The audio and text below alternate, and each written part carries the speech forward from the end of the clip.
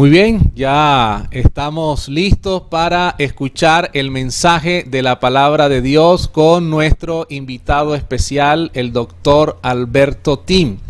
El doctor Tim es originario de el Brasil y es especialista en las doctrinas y la teología adventista. Fue pastor distrital, profesor de teología histórica y coordinador del posgrado en teología en la UNASP-EC. También fue director del Centro de Investigaciones Ellen G. White en Brasil, rector del Seminario Adventista Latinoamericano de Teología SALT y coordinador del Espíritu de Profecía de la División Sudamericana. En la actualidad ejerce la función de director asociado del Patrimonio White y es miembro de la Comisión de Investigación Bíblica de la Asociación General. Está casado con la hermana Marley Tim y tienen 3 hijos, Suelen, William y Shelly. Creo que es así que se pronuncia. Ok. Pastor Tim es para nosotros aquí en la ciudad de Barranquilla, en Colombia y en todos los países donde llega esta señal un privilegio. Nos sentimos honrados, pastor, de que usted haya podido aceptar esta invitación con este mensaje que Dios colocó en su corazón. Así que, Pastor Tim, sea muy bienvenido en esta transmisión. Bueno, mi querido pastor, es un privilegio poder participar con ustedes en Barranquilla. Yo estuve cantidad de veces en Colombia, pero no Barranquilla. Por lo tanto, yo creo que tengo una pérdida por la eternidad. Pero no es por nuestra voluntad. Que Dios bendiga a ti, tu ministerio, a cada que nos escuche en este momento, sea onde sea, en el hermoso país de Colombia o en algún otro rincón de esta tierra. Que Dios bendiga a cada uno con sus familias también. Y yo quedo muy contento y también feliz por la música que Ana nos ha brindado. Tienes que orar. Y además de orar, también dice que tenemos que confiar. Y esta es la voluntad de Dios para nosotros. Por lo tanto, en esos momentos cruciales de la historia humana, es fundamental que tú ores y tengas fe también para poder ejercer esta fe que requiere los días con tantos desafíos como tenemos hoy. Y que Dios bendiga a cada uno de ustedes. Bueno, el tema, me imagino que ustedes están escuchando bien la transmisión, cómo está el sonido, ¿está bien? Ok. El título, y voy a compartir la pantalla con ustedes algunas veces para facilitar la comprensión. El título es El silencio de Dios. Não sei se alguma vez já has sentido que tu estás em relação com Deus, ora, necessitas de uma resposta de Deus e dá a impressão que esta resposta não viene, ou por lo menos se viene, não viene como te gostaria escuchar. Uma vez um amigo, em uma reunião que tivemos en la época que yo era estudiante de teología, él dijo lo siguiente, que a nosotros nos gusta orar y ahí también estamos dispuestos a dejar que Dios haga su voluntad. Entonces la oración va más o menos así: Señor, que se haga tu voluntad bajo la condición que tu voluntad sea la misma mía. E quando a vontade de Deus não viene em conformidade com nosso desejo e nossa vontade, o que ocorre? Isto é um teste para nossa fé, uma prueba de fé. Estamos mais preocupados com nós outros ou deixar que Deus haga sua vontade? Me gostaria começar nossas considerações agora, compartindo com ustedes 2 histórias que a mim me impressionaram muito e que de dos personas.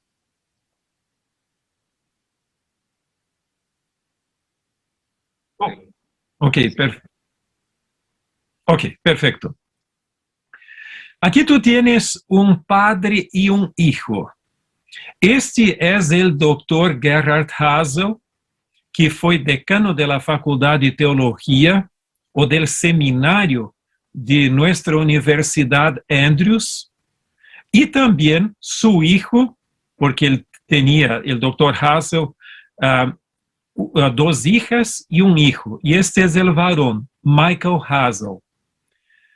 Es interesante que Michael, por 3 meses estudió alemán, porque el doctor Hasel y su señora también eran alemanes. Pero ele, entonces, viviendo aqui en los Estados Unidos, volvió a Europa y estudió por 3 años en Bogenhofen, en Austria. Y después, cerca de Navidad, fue a vivir con su abuela, un poquito ali, un par de días, y también un tío, el hermano mayor de Gerhard. E entonces, quando estava chegando cerca de la Navidad, um dia Gerhard Hasel chamou a Michael e disse: Michael, eu já hice uma reservação em um vuelo para que tu vengas passar Navidad com nós outros em Florida, porque é de Michigan, mais ao norte para o sur, para Florida. Pero tu não necessitas me dar a resposta agora. Eu hice a reservação, como se hacía naquele entonces, e entonces vou te chamar a tal dia, tal fecha, tal hora, e entonces tu me dices se puedo comprar el ticket para tu viaje. E ele quedou muito contento, depois de estar casi 3 meses em Europa, de poder entonces volver a ver sua família em Navidad e em Florida. Pero entonces chegou o dia que su papá lo chamou e disse: Michael, ¿puedo comprar el vuelo? E sua resposta foi: papá, me vou a quedar. Ele quedou assim hasta um pouco nervioso com sua resposta. Como pode que eu digo não a mi papá e a oportunidade de estar com minha família? Pero depois sentiu uma paz. Ele iria para Estados Unidos en el vuelo de Panam, el número 103, el día 21 de diciembre de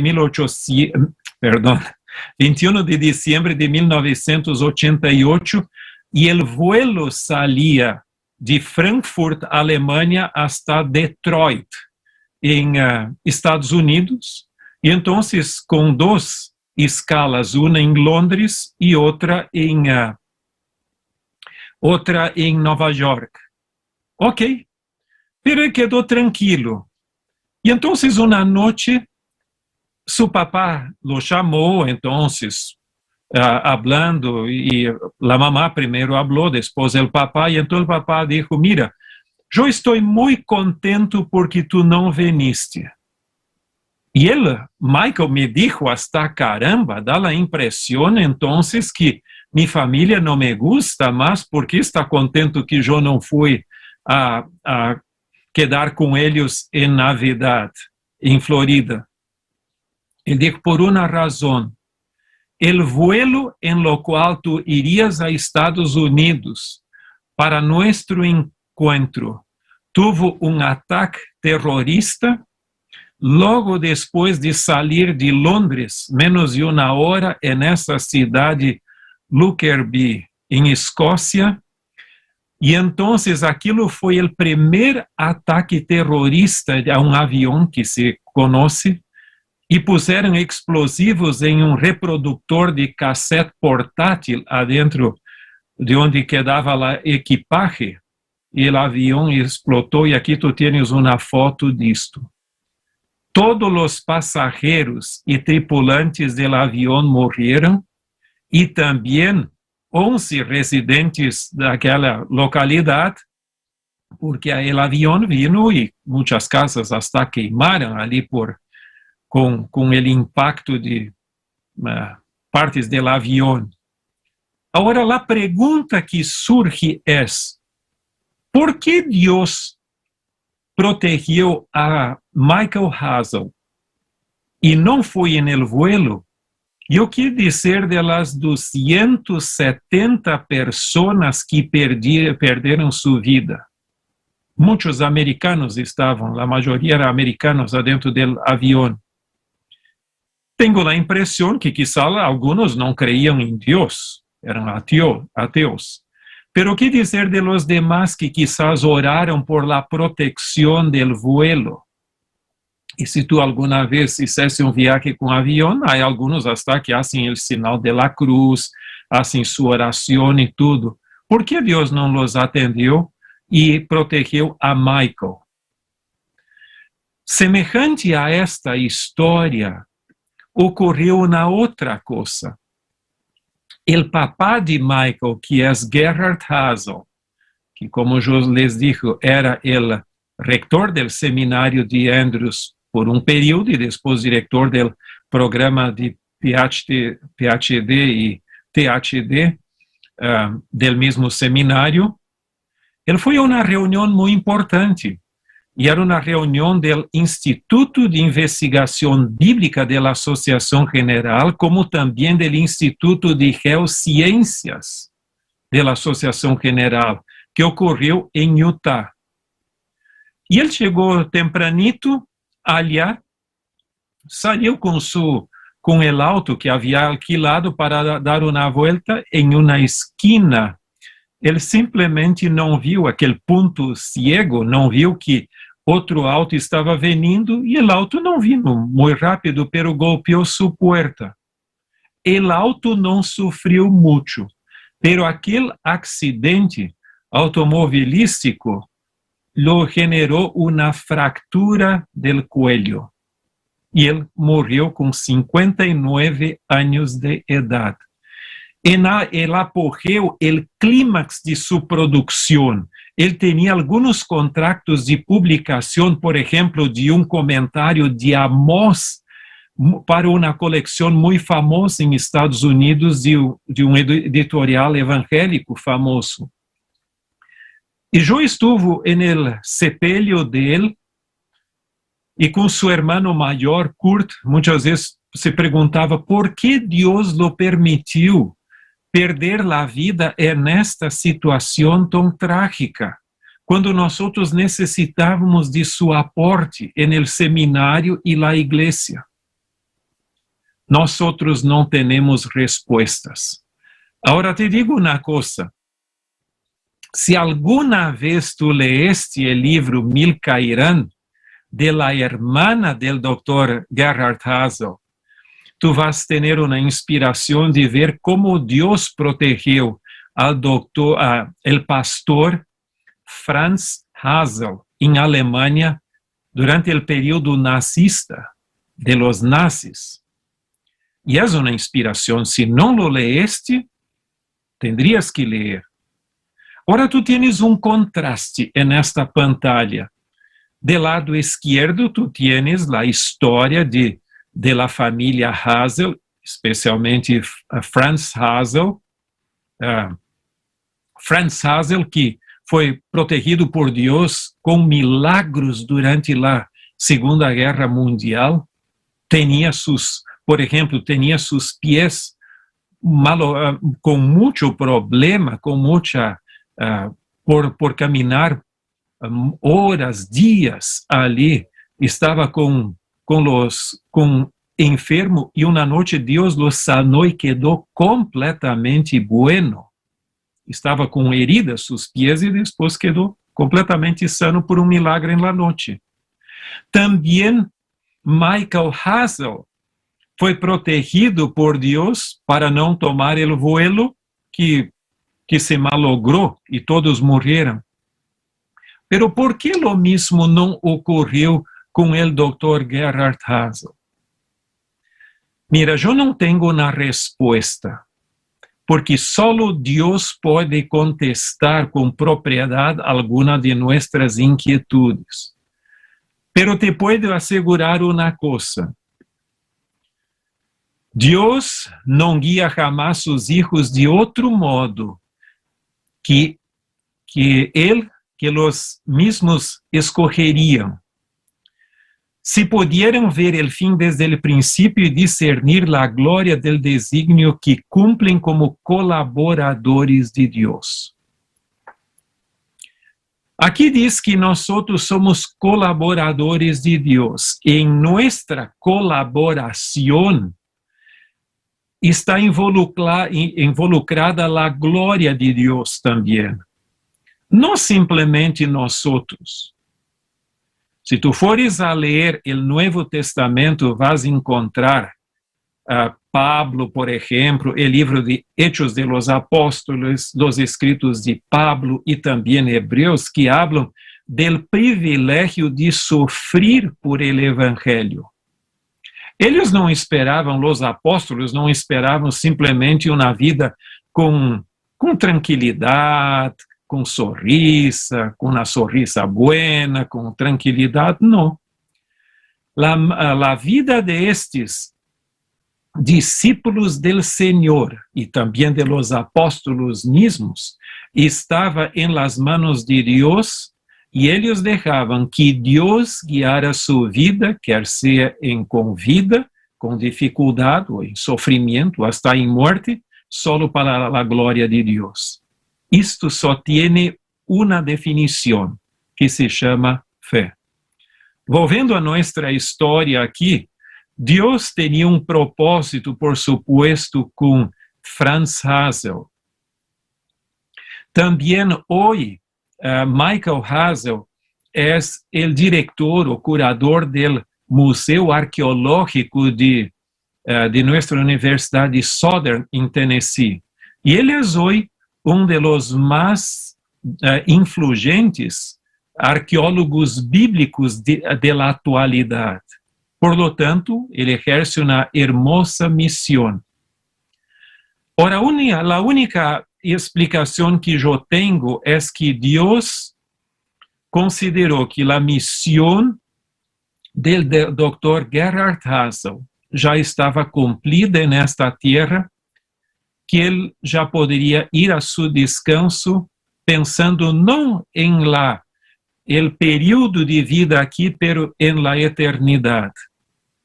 Estávamos um grupo de amigos ali antes do sepelho e então se perguntavam por que isto? E então alguém disse, quizás Deus permitiu que ele fuera para que nós tomáramos o lugar e a missão dele. Então, em vez de termos uma pessoa, temos hoje uma multitud de pessoas ali. Pero esta é a prueba de nossa fé. Agora, algumas pessoas perguntam, se Deus sempre cumpre seu propósito, por que orar por nós e por outras pessoas? Bueno, antes de contestar esta pergunta, déjame dizer e calificar. Deus nem sempre cumpre seu propósito. E como eu lo sei? Muito simples. Por exemplo, a existência del mal, del pecado e del mal não era propósito de Deus. Isto vino a este mundo e Deus tuvo que trabalhar nesta situação de emergência que é o pecado para cumprir seu propósito. O propósito de Deus também não é que alguém venga a perder-se. Não, Deus quer que todos nós vamos à la salvação que Ele nos ha brindado por sua graça, pero nem todos la aceptam. Então, há situações adversas à la voluntad de Deus em la história que nós lo sabemos, pero por detrás de la história se desarrolla também o gran marco del conflicto cósmico entre el bien y el mal. E te digo uma coisa, mi hermano, mi hermana, Nosotros somos actores adentro deste drama del conflito cósmico. E nosotros não entendemos tudo que passa nesta situação, pero tenemos seguridad que nuestra vida não está suelta como alguém, um barco que não tem direção no oceano, quizás cerca de Barranquilla. Não, não. Deus põe limites à atuação del mal e também controla a história del mundo e de tu e de minha vida também. Agora, adentro deste propósito mais amplo de Deus, Ele quer que nós oremos como hasta Ana cantou muito bem, tienes que orar e confiar que Ele está dirigindo nossa vida e a vida de outras pessoas, por lo tanto, tienes que orar por ti e por los demás. Se vas orar solo por ti, entonces tu posición es una posición muy egoísta. Bueno, yo solo me preocupo conmigo. Los demás que Dios se arregle con ellos. No. Nosotros vivimos em comunidade e o cristianismo é uma religião de comunidade. Por lo tanto, temos que preocupar-nos não só por nós outros, pero por los demás. E é interessante que o apóstolo Pablo dá a impressão que considerava a vida de los demás hasta mais importante do que a suya mesma. É o que ele diz, por exemplo, em Hechos capítulo 20, em seu discurso a los creyentes, los líderes de la igreja de Éfeso. Ele diz, porque não considero minha vida preciosa para mim mesmo, pero quero cumprir a missão. Agora, estas são algumas reflexões que me gostaria compartilhar com vocês em la parte inicial. Agora, nós realmente necessitamos de uma resposta bíblica sobre isto.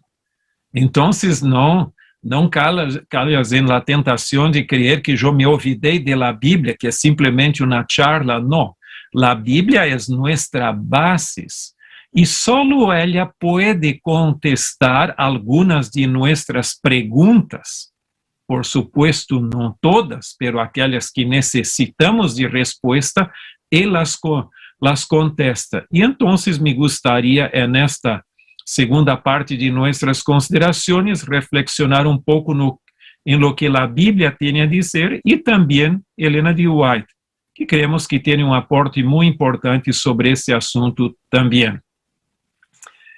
Mira, me gostaria, para empezarmos esta secção agora, falar de 3 coisas que eu creio que são fundamentais em toda reflexão sobre o tema da oração e como a oração exerce ou não exerce uma influência em los hechos que ocorrem aqui na Terra.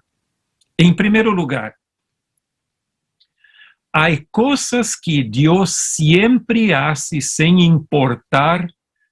se importar com nossa vontade. Por exemplo, se fores a ler Mateus 5:45, nos diz que Deus hace o sol nascer e a chuva e assim por adiante para buenos e malos. Então, há o cuidado de la naturaleza hasta de la condição para a vida, que é igual para todos. Então, Deus hace isso. Se tu fores orar, mira, que o sol não mais venga com sua luz. Deus não te vai contestar, por supuesto. Ou também dizer, mira, que não haja mais chuva em la terra, porque a mim me gusta sem chuva. Não. Deus não é dependente de tua vontade para ser isto. Este é ciclo natural de manter a vida em nosso planeta. Agora, em segundo lugar, há coisas que Deus solo hará se lo pedimos. Por lo tanto, há uma coisa. Deus assim lo arreglou. Eu não te puedo explicar por quê, de hacer que nosotros, o mejor dicho, Él mismo eligió depender de nosotros para hacer algunas cosas. Hay regalos, el regalo de la vida, de las condiciones de la vida que va a te brindar, quer quieres o no. Pero há outras coisas que Ele só te vai brindar se lo quieres. E uma delas é tu salvação. Ele não te vai salvar contra tu vontade. Se não queres salvar-te, Ele vai respeitar tu posição. Pero há uma questão que Ele sempre te vai contestar. Todos aqueles com um coração sincero pedem para ser salvos. Ele acepta esse pedido e los brinda com sua graça salvadora. Isso é muito hermoso. Então, esse é um exemplo, pero há coisas em la vida também, algumas bendições que só te vai brindar se lo pides. Não vai te imponer algo. Pero, por outro lado, há coisas que Deus nunca hará. Tu puedes pedir quanto quieres, não te hará. E esse é um ponto, por exemplo, interessante que em Hebreus 6:18 diz que Deus jamais vai a mentir. Por lo tanto, pessoas hoje, em alguns lugares, eu creio que em Colômbia tudo é perfeito, ou em el país onde tu vives, pero eu conozco regiões onde há muita corrupção. Se los corruptos les gustaría que Dios también fuera corrupto o mentira, Él no hará, porque es contra su voluntad y contra su carácter. Ahora es interesante, me gustaría llamar tu atención a dos oraciones que no fueron contestadas. Una de Jesús y otra de Esteban. Los dos oraram por seus inimigos. Jesús por aqueles que estavam levando a la muerte, a la crucifixión, e Estevão, aqueles que estavam apedreando a ele. Los dos pediram por el perdão de los pecados desses tipos. Tenha segurança de uma coisa, Deus não vai perdonar nadie contra sua vontade, se ele não se arrepende. Pero então tu podes me perguntar, pero por que Jesus e Esteban pediram por el perdão para eles? Muito simples. Porque nós temos que perdonar hasta nossos inimigos. Por lo tanto, estes dois, Jesus e Esteban, tinham a verdadeira atitude de perdão a los inimigos e expressaram seu desejo por la salvação e el perdão deles e não de vingança ou de algo assim, de la parte deles. Por lo tanto, em alguns momentos, a oração pode não ser contestada, pero é uma expressão de nossa actitud, de la actitud de cristianismo ou cristiana que Deus quer que nós tenhamos. Mira, tu sabes que poderíamos desarrollar muito mais esses pontos, pero eu creio que me gostaria que tu plantearas pouco isto. A dificuldade enquanto a la oração é quando ponemos tudo, como dizemos hasta em português, como se fuera harina de la misma bolsa, ou seja, tudo igualito. Ou Deus contesta ou não contesta. Não, tu tienes que fazer uma distinção entre estes três níveis, coisas que Ele sempre hace, coisas que Ele só hace se tu vas a pedir e coisas que Ele nunca vai fazer. Por lo tanto, não te iludes que Ele não vai sempre, ángel vai vir aqui dizer, mira, que Deus agora vai te contestar, não vai, não. Temos que exercer fé.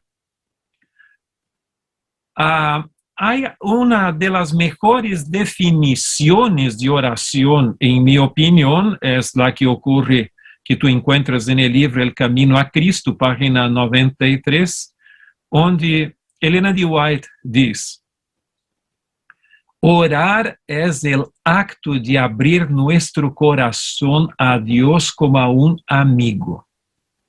Não é que se necessite isto para que Deus sepa o que somos, sino a fim de capacitar-nos para receber-lhe. Por lo tanto, algumas orações dão a impressão que estamos informando a Deus. Deus está tão lejos no céu que não sabe o que passa aqui na terra, então eu estou a informar a Deus do lo que ocorre aqui. Podemos falar como um amigo, pero não dá a impressão tampouco que Deus é ignorante do que ocorre aqui. E agora vem a declaração clave, onde diz: a oração não baja a Deus hacia nós outros, antes bem nos eleva a Ele. Em outras palavras, a oração não é a hora que Deus não tem poder, que necessita que nós outros oremos para que Ele pueda intervenir. Não. Nos põe em condições ou em relação com Ele para que Ele pueda intervenir em nossa vida, porque, como já les dije, Ele não vai imponer algumas coisas contra nossa vontade. Aunque nossa oração pueda dar a impressão de que não foi contestada, esteja seguro de que o importante não é o que vai suceder, é que nós outros estamos assumindo a atitude que Deus quer que hagamos. Agora, há distorções em nosso mundo. Eu não los recomendo a ler este livro, pero simplesmente puse aqui como um exemplo. Há hoje predicadores que há da teologia da prosperidade, que dizem que as palavras nuestras têm um poder criador semelhante à palavra de Deus. Tu te acuerdas que o mundo foi criado, segundo a Bíblia, por la palavra de Deus? Deus falou e as coisas ocorreram. E alguns desses predicadores, que são muito populares hoje, falam que nossas palavras, assim como as de Deus, também têm poder para cambiar as coisas. E tu vas ver aí na tapa do livro, a cita de Juan 14:14, que diz: se me pedis algo em mi nombre, yo lo haré. Então, ele digo, Jesus lo dijo, tiene que cumplir. E adentro abaixo del gran paraguas de la teologia de la prosperidade, há lo que se chama confissão positiva. Bajo a pressuposição de que as palavras nuestras, as tuyas e a minha, têm poder, por lo tanto, há 3 passos que temos que tomar. O primeiro é: eu decreto que algo tem que ocorrer, lo declaro e lo recibo. Por lo tanto, dá a impressão que nós outros somos quase que semidioses. Em termos de uma enfermidade, esses tipos que são muito comuns entre os pentecostales, praticamente todos os pentecostales têm esta compreensão. Eles dizem o seguinte: se tu estás enfermo, em primeiro lugar, para eles, a enfermidade é símbolo del pecado. Por lo tanto, é pecado quedar-se enfermo. Pero vamos a suponer que tu te quedas enfermo. Tu tienes que orar por tu enfermidade uma sola vez. E depois tienes que exercer fé e dizer que estás bem. Mira, eu creía que isto fuera uma mentira, pero não, isto é parte de sua teologia. Vamos a suponer que tu tienes uma fuerte dor em la espalda. Bueno, me dizer que tu não lo tengas, pero vamos a suponer. Então, tu tendrías que ir a uma sessão de curas que sempre ocorre na televisão, jamais em el pasillo ou em um lugar tranquilo. Não, é quando as câmaras estão ali prendidas e tudo está ali para o que se chama el show de la fé. Entonces, tú oras una sola vez, después tú dices, está bien, estoy sanado, estoy sanado, estoy sano, estoy bien, aunque tú tienes dolor. Isto es la confesión positiva. Mira, não é isto que a Bíblia diz, porque nesse ponto não há lugar para a vontade de Deus. Jamás te vão orar que, Senhor, que se haga tu voluntad. Não, é a minha voluntad. Dá a impressão que a persona impone, é como se fuera imperativo a Deus. Isto não é o modelo bíblico, perdão por la sinceridade. Agora, há uma pergunta. Por que orar por los enfermos? E essa é uma pergunta que quizás alguns de vocês tienen, e hasta uma das razões de nossas considerações aqui. Bueno, me gustaría compartir com vocês 3 textos de la Bíblia, que seria muito bueno que tu não te olvidaras de nenhum deles, e que têm que quedar em equilíbrio, em balance, os 3, para que tu não te quedes com um lado da moneda e te olvides do outro, porque os 3 são fundamentais e têm que quedar juntos. Por exemplo, em Santiago 5, 14 e 15, o apóstolo nos diz, empieza com uma pergunta: ¿está alguno enfermo entre vosotros? Llame a los ancianos de la iglesia para que oren por él, ungíndolo con aceite en el nombre del Señor, y la oración de la fe salvará el enfermo, y el Señor lo levantará.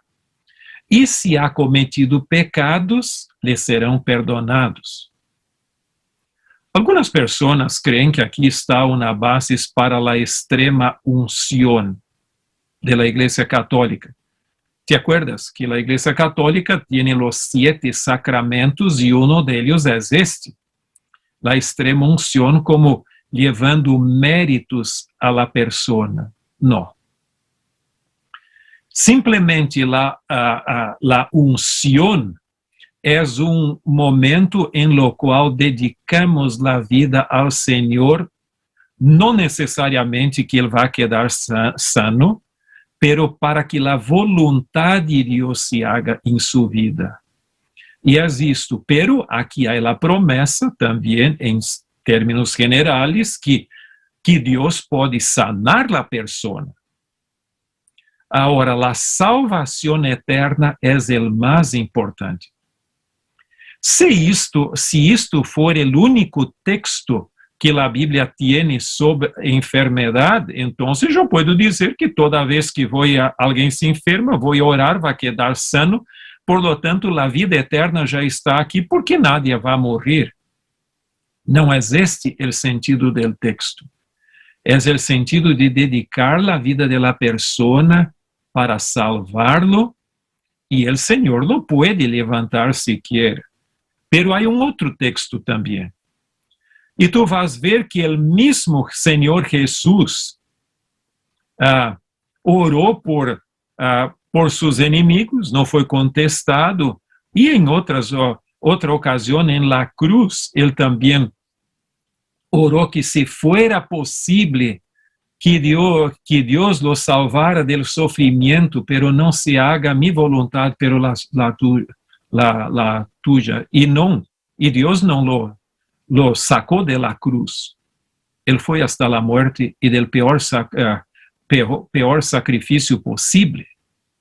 Pero lo mismo ocorreu com los apóstoles, e en el texto que temos aqui, tu tienes el apóstolo Pablo.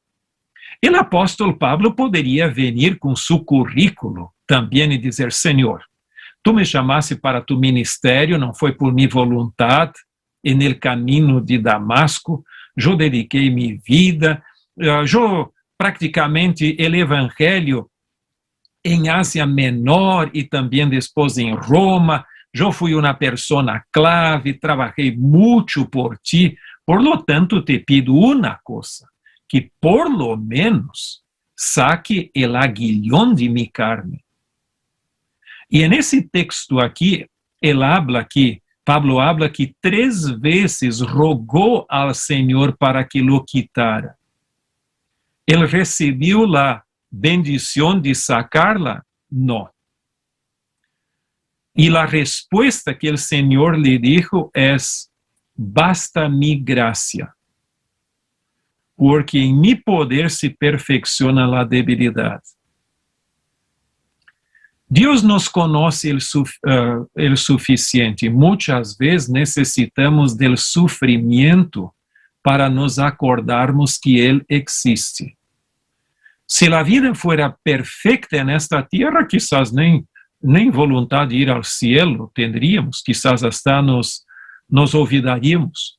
Ahora, no es que tú tienes que quedar como un masoquista que le gusta el sufrimiento, no. Nuestro ideal es tenermos salud y salud buena, pero quizás alguna vez Dios permite que algo pase en nuestra vida para nos acordarmos que todavía somos humanos y que no tenemos todo el poder. Y entonces, para que tengamos voluntad de ir y tenermos un mundo mejor. El tercer texto que a mí me gustaría de compartir con ustedes, ¿te acuerdan que el primer que ya mencionamos allí habla de la unción? El segundo, que hasta el apóstolo Pablo mismo no tuvo una respuesta a su pedido por sanidad de sus ojos. Helena de White es clara en decir que era su problema de visión hasta ahora, que ocurrió después que él tuvo la luz fuerte en el camino de Damasco. Pero hay un otro texto que quizás no nos guste mucho, pero es una preciosidad.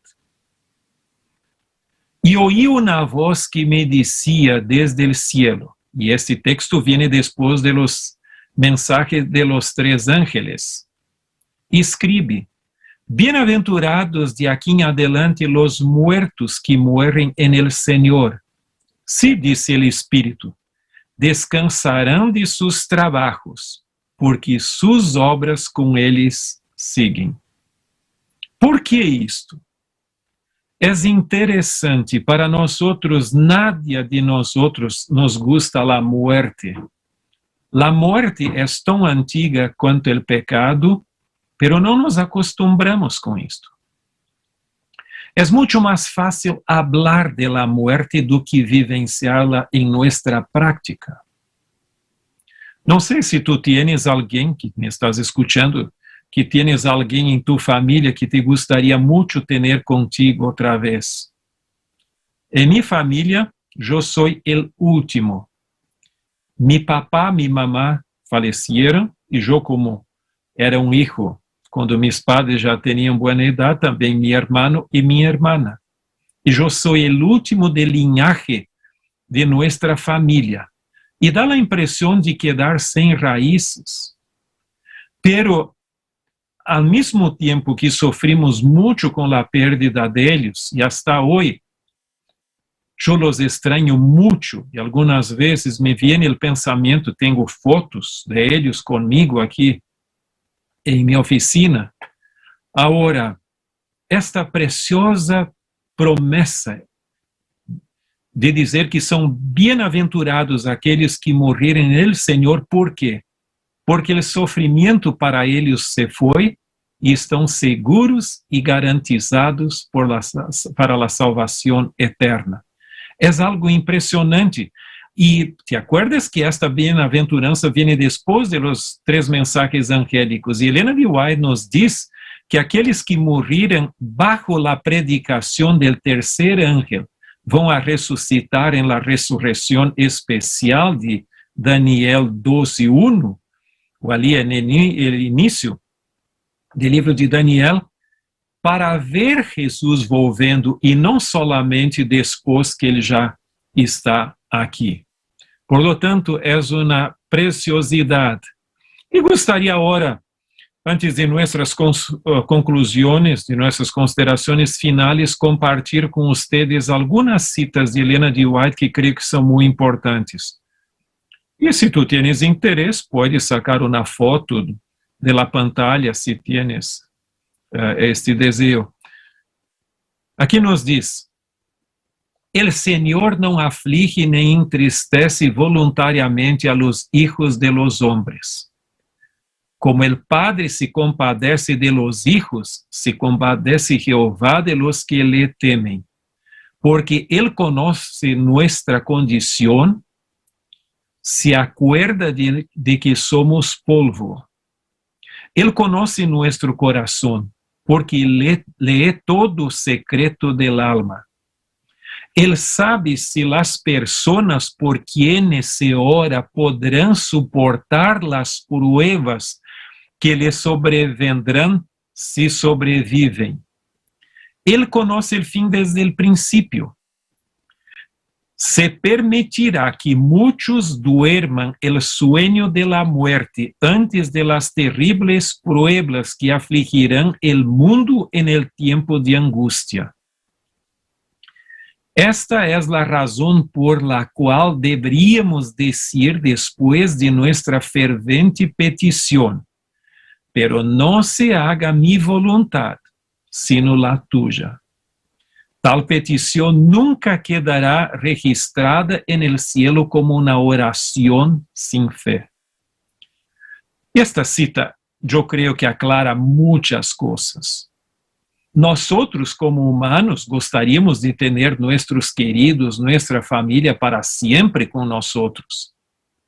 Pero Dios sabe si ellos tienen fuerza suficiente para suportar las dificultades que van cada vez ser peores.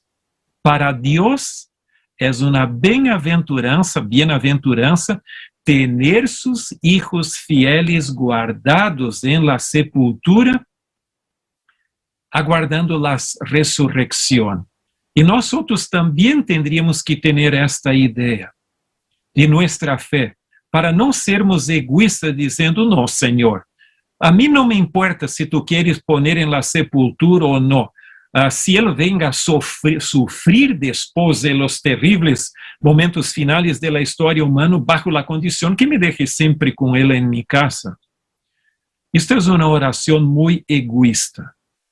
Como Helena de White diz ali, temos que pedir por nuestros, con ferviente oración, ferviente petición por nuestros queridos, pero siempre con la expresión: no se haga mi voluntad, sino la tuya.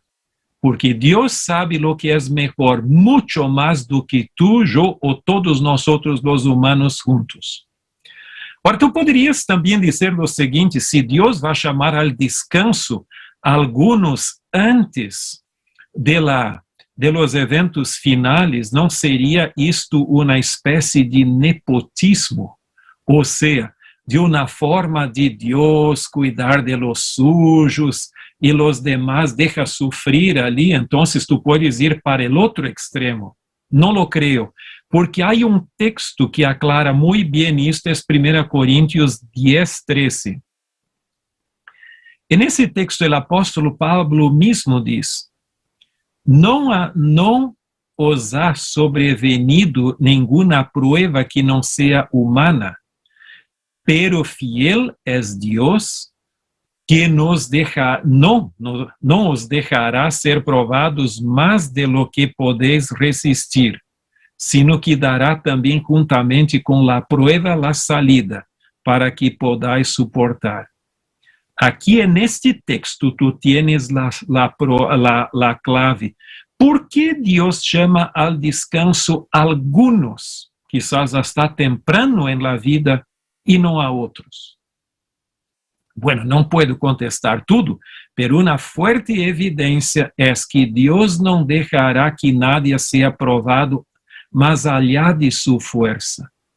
Ele conhece nossas debilidades, e quizás se alguém é débil, é fiel a Ele, pero não teria força para suportar os últimos eventos. Deus vai brindar a ele o descanso para que esteja seguro para receber a bem-aventurada vida eterna. Agora, o quadro bíblico Ou seja, a enseñanza bíblica não termina simplesmente com este mundo sem respostas. ¿Por qué mi hijo, mi hija, mi papá, mi mamá, ou seja quem seja, está em dificuldade, está sofrendo? Mi hermano mismo sofreu mucho, al ponto que mi señora lo considera como um Job moderno. E se eu me perguntei muitas vezes por quê. Ele foi tão missioneiro e sofreu tanto com quantidade de problemas de saúde indescritíveis. Personalmente, eu creio que para nós outros e para muitos outros, ele foi um exemplo de fé. Eu jamais lo escutei murmurando ou lamentando de la vida, pero sofreu com seguridade que sua vida estava nas mãos de Deus. Que exemplo de fé é isto?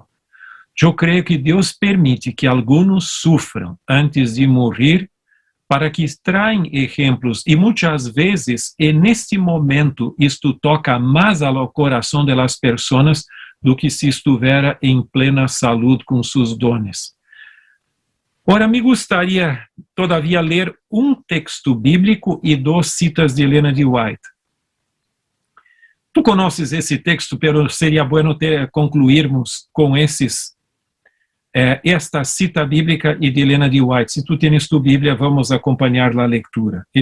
Aqui, o texto bíblico nos diz claramente: e quando tuve o privilégio de ver esta nova realidade, o cielo novo e a terra nova, então o texto nos diz: vi um cielo novo e uma terra nova, porque o primeiro cielo e a primeira terra passaram, e o mar já não existia mais.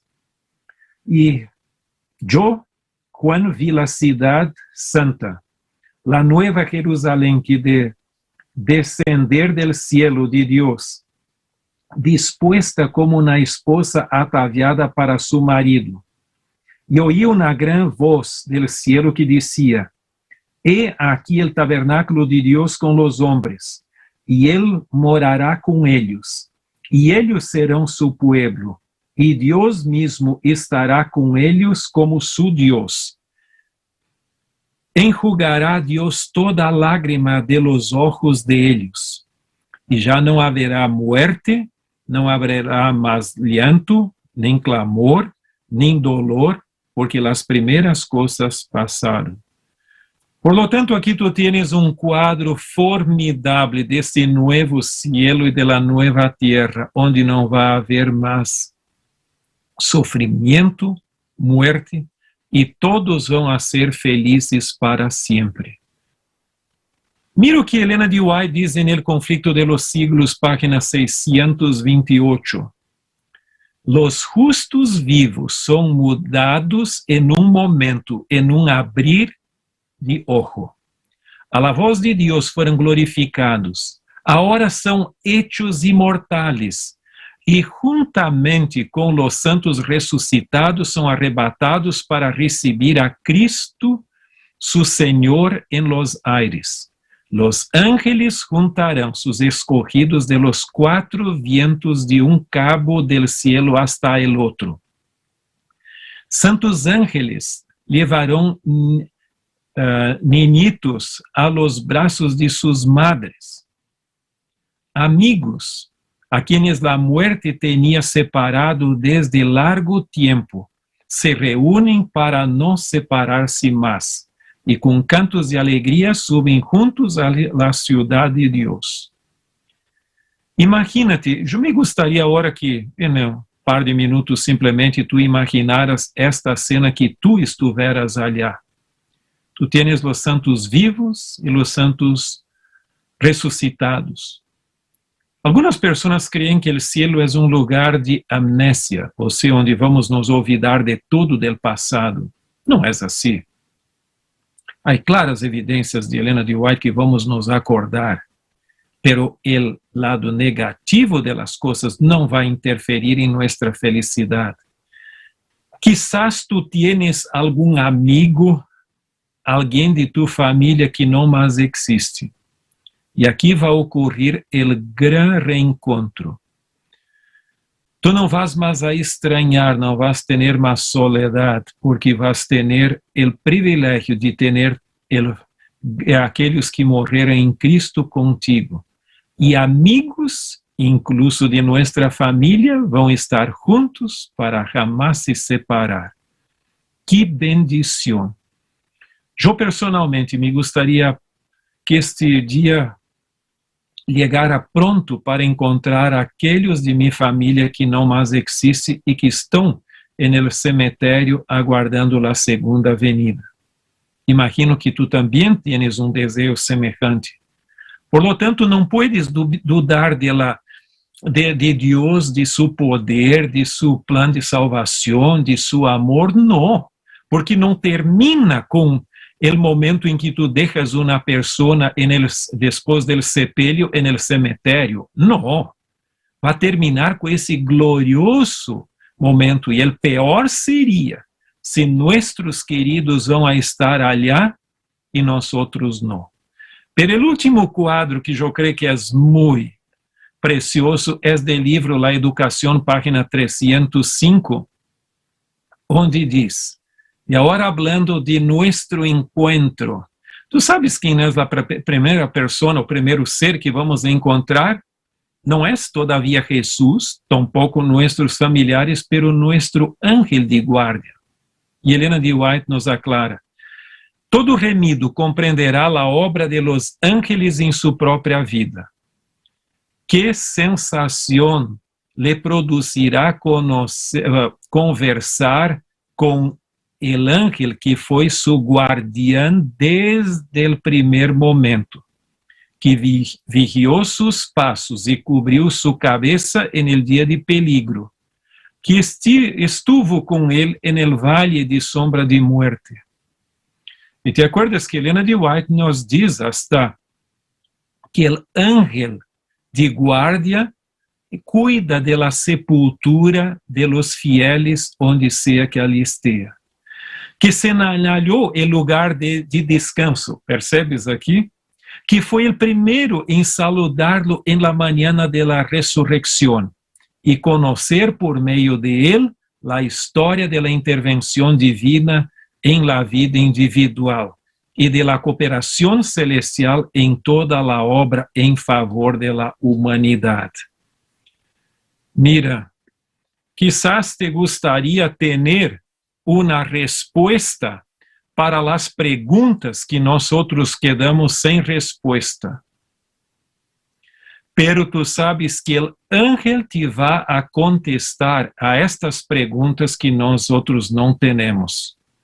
Que Deus bendiga a ti e a mim para quedarmos leales hasta el glorioso dia de la venida de Jesus. Que Deus nos bendiga e a mim também e hasta pronto en las nubes del cielo. Amén.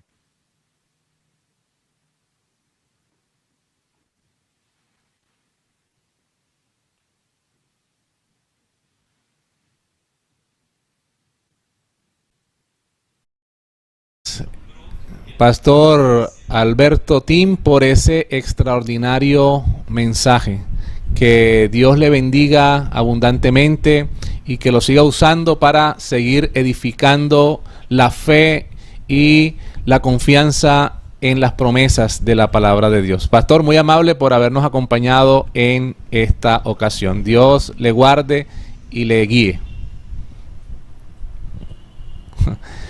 Muy bien, mis hermanos, después de este inspirador mensaje, vamos a compartir con ustedes también la invitación para que nos sigan acompañando en nuestras transmisiones. Si eres nuevo en este canal, por favor suscríbete para que sigas apoyando este ministerio y también deja allí tu me gusta si te ha sido de gran bendición este mensaje de el Señor. Para la Iglesia Peniel, esta tarde continuamos con nuestras actividades en Zoom, la hora tranquila, a las 4 de la tarde y a las 5 el espacio de la Sociedad de Jóvenes. Ya saben, el próximo viernes la vigilia, después de sábado, y el sábado inicia nuestra Semana de Familia. Un abrazo para todos. Dios les bendiga y un feliz sábado.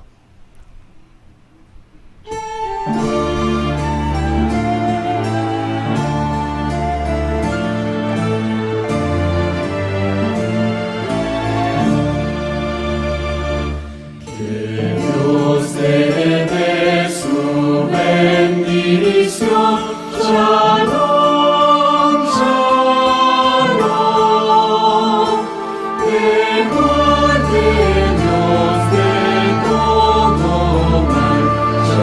Shalom, shalom, misericordia tenga de ti. Shalom, shalom, y resplandezca su bondad. Shalom, shalom, Él alce su rostro sobre